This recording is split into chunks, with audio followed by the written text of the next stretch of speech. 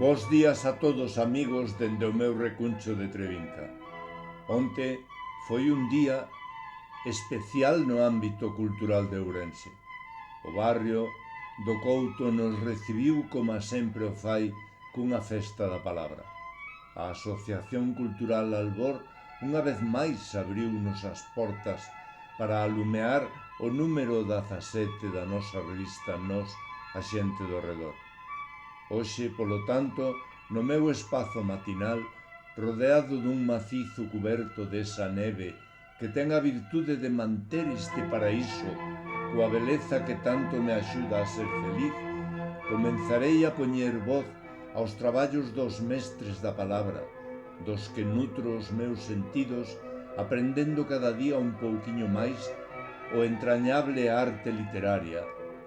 Hoxe, tócalle a quenda no riguroso orde da aparición nesta preciosa chanela aberta que é a nosa revista, a Xavier Franqueira, que regálanos o seu traballo Soneto a Ourense.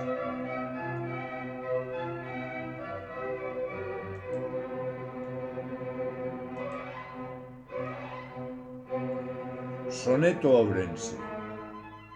Cidade de augas quentes, néboa inzada dunha espesa humidade que persiste en deitarse nos ríos, burga triste, que vive no seu sono asolagada, espetada nun vale encrucillada de camiños trazados polo vento, territorio dun fondo sentimento onde as ninfas deixaron a pegada, terreo no que abrollan os caciques, un rock suave bramando na ruada e xentes que persiguen a alborada na taberna entre cantos e paliques. Pobre Áurea, que sempre estivo a piques de transformarse en algo e non foi nada.